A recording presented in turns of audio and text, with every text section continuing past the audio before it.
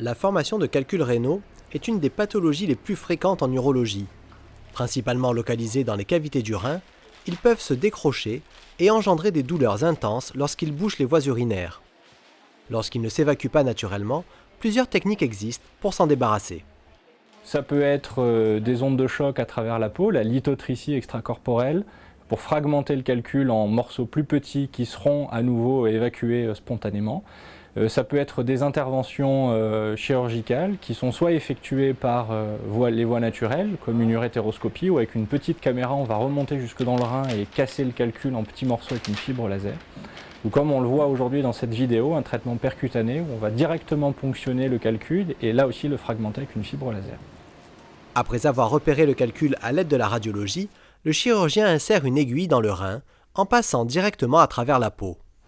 Et une fois que l'aiguille est en place, on y connecte le connecteur 3 voies et la fibre optique dans l'axe, ici la fibre laser, ici le canal d'irrigation ou vice versa, peu importe. Les trois canaux communiquent entre eux. Là, on a un endoscope qui est miniaturisé, qui fait moins d'1 millimètre et qui permet de traiter des calculs jusqu'à 2 cm, 2 cm et demi avec un simple point de ponction, ce qui garantit pour le patient peu de douleur en post-opératoire, peu de risque hémorragique comparé aux techniques percutanées standards et un taux d'évacuation du calcul qui est assez satisfaisant pour ce type de technique. La PHM est un des premiers CHU à pratiquer cette technique très peu répandue. Les indications sont essentiellement les calculs qui font moins de 2 cm à 2 cm et demi et qui sont situés dans des régions du rein avec lesquelles les techniques classiques n'ont pas pu accéder pour traiter le calcul. La troisième indication de ce genre de traitement, c'est pour les gens qui ont eu des opérations de l'appareil urinaire, qui ont des stomies urinaires et qui développent des calculs.